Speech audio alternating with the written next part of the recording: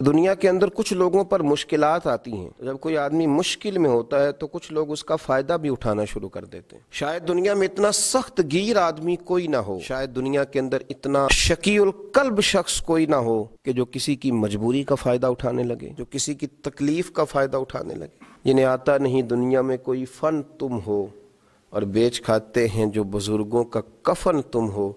اقبال کہنے لگے اتنے بھی سخت لوگ ہوتے ہیں جو میتوں پہ سودے کریں، اور جو اس عالم میں آ کر جب لوگ تکلیف میں ہوں تو وہ اس طرح کے اسباب پیدا کرنا شروع کر دیں کہ تھوڑا سا دنیاوی نفع لینے لگیں۔ ہمارے ملک کے اندر جب مصائب، آلام، پریشانیاں گھر جاتی ہیں تو کچھ لوگ ذخیرہ اندوزی شروع کر دیتے ہیں۔ وہ وقت کہ جب لوگوں کو خزانوں کے منہ کھول دینے چاہیے تھے، جب لوگوں کو چاہیے تھا کہ وہ اپنی اصل رقم بھی، اصل زر بھی کوشش کرتے کہ وہ لوگوں کے حوالے کریں اور تکلیف اور دکھ کے وقت نکلیں، اس موقع پر کچھ لوگ ذخیرہ اندوزی کرتے ہیں، مجبوریاں خریدتے ہیں، تکلیفوں پر سودے بازی کرتے ہیں، سمجھتے ہیں کہ شاید آج سامنے والا تکلیف میں ہے تو میں کبھی تکلیف میں نہیں آؤں گا۔ دشمن مرے تو خوشی نہ کریے، سجنا بھی مر جانا ہے، دیگر تے دن آیا محمد ہور کڑی نو ڈوب جانا ہے۔ یہ وقت بدلتا رہتا ہے، آزمائشیں آتی ہیں، تو ذخیرہ اندوزی کرنا، قیمتیں بڑھانے کے لیے مال کو چھپا لینا، ضرورت مندوں کے قریب چیزوں کو نہ جانے دینا۔ حضرت عمر ابن خطاب رضی اللہ تعالیٰ عنہ بیان کرتے ہیں کہ رسول اللہ صلی اللہ علیہ وسلم نے فرمایا ذخیرہ اندوزی کرنے والا ملعون ہے، لعنتی ہے وہ شخص جو ذخیرہ اندوزی کرے۔ سنن ابن ماجہ کے اندر یہ حدیث موجود ہے، فرمایا ملعون ہے وہ شخص کہ لوگوں کو ضرورت ہے اور یہ صرف نفع بڑھانے کے لیے ذخیرہ اندوزی کر رہا ہے، اللہ سے نہیں ڈرتا۔ حضرت سیدنا عثمان غنی رضی اللہ تعالیٰ عنہ کا بہت سارا مال واپس آیا۔ مدینے میں قرب و جوار میں شدید قحط کا عالم تھا، خشکی تھی، بارشیں نہیں ہوتی تھیں، لوگ تکلیف میں تھے، تو آپ کے 10 سے زیادہ اونٹ غلے کے بھرے ہوئے آئے۔ حضرت عثمان غنی رضی اللہ تعالیٰ عنہ کا جب مال پہنچا، لوگوں کو پتہ چلا، تو وہ جو تاجر تھے جن کو پتہ تھا کہ آج کل ہم مہنگی قیمت میں خرید کر ڈبل قیمت میں بھی بیچ سکیں گے، وہ پہنچ گئے، کہنے لگے کہ سنا ہے آپ کا مال آ گیا ہے۔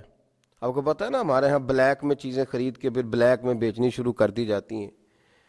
یہ وہ لوگ ہوتے ہیں جو بڑے سخت گیر ہو جاتے ہیں، جو اپنے دل سے وہ ساری چیزیں دور کر لیتے ہیں جہاں انسانیت جنم لیتی ہے، جہاں محبت جنم لیتی ہے، جہاں انسانوں کا دکھ پایا جاتا ہے، یہ تو پتہ نہیں کہاں پہنچ جاتے ہیں۔ تو بہت سارے لوگ حضرت عثمان غنی رضی اللہ تعالیٰ عنہ کے پاس، بہت سارے تاجر آئے اور انہوں نے آ کر کے کہا کہ سنا ہے آپ کا مال آیا ہے، تو ہم ڈبل قیمت میں آپ کا مال خریدنا چاہتے ہیں۔ حضرت عثمان غنی رضی اللہ تعالیٰ عنہ فرمانے لگے مجھے تو زیادہ نفع مل رہا ہے۔ ہم نے کہا 3 گنا لے لیجئے۔ فرمایا نہیں، مجھے تو اس سے بھی زیادہ مل رہا ہے، 4 گنا۔ ہم مال نہیں دیکھتے، آپ کے جتنے اونٹ مال کے بھرے ہوئے آئے ہیں کسی علاقے سے، تو آپ 4 گنا نفع لے لیں۔ تو حضرت عثمان غنی فرمانے لگے نہیں بھائی، مجھے تو 10 گنا مل رہا ہے، اور مجھے تو امید ہے 700 گنا بھی ملے گا۔ کہا جناب وہ کون سا آدمی ہوگا جو آپ کو 700 گنا، 10 گنا، اتنا بڑا نفع ہماری بس میں نہیں ہے۔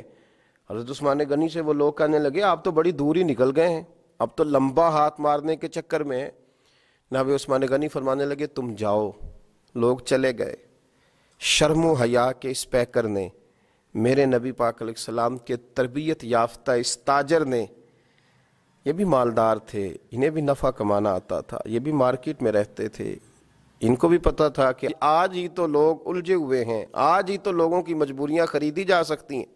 تو جناب عثمان غنی نے اعلان فرمایا جن جن غریبوں کے پاس غلہ نہیں ہے وہ آ جائے۔ عثمان نے خزانوں کے منہ کھول دیے ہیں، لوگ دوڑے آئے، وہ خزانہ لوگ اٹھا اٹھا کے لے جانے لگے۔ تو تاجر آئے، کہنے لگے عثمان تم تو کہہ رہے تھے 10 گنا ملتا ہے اور امید ہے 700 گنا تک بھی ملے گا، اور یہاں تم نے دروازہ کھول دیا ہے غریبوں لاچاروں کے لیے۔ جناب عثمان غنی رو پڑے، فرمانے لگے یہی تو میری اور تمہاری سوچ میں فرق ہے۔ کسی انسان کی اوقات نہیں کہ وہ 4 گنا سے زیادہ دے سکے، لیکن میرے رب کا وعدہ ہے کہ تم میرے رستے میں 1 دو گے تو میں تمہیں 70 بھی دوں گا، میں تمہیں 700 بھی دوں گا۔ فرمایا میں نے غریبوں پہ اس نیت سے لوٹایا ہے کہ زندگی میں نفع بڑے کمائے ہیں، پر اب جو نفع لینا ہے وہ بندوں سے نہیں، اپنے رب کریم سے لینا ہے۔ آپ ذخیرہ اندوزی کر رہے ہیں، آپ لوگوں کی مجبوریوں کو خرید رہے ہیں۔ آؤ پلٹ کے آؤ، ساری زندگی لوگوں سے تجارت کی، جب لوگ مجبور ہوں، تکلیف میں ہوں، تو پھر ایک دفعہ اپنے رب سے بھی تجارت کر کے دیکھو، اپنے مالک سے بھی تجارت کر کے دیکھو۔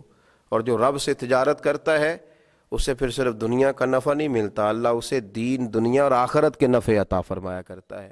اللہ سمجھنے کی توفیق عطا فرمائے۔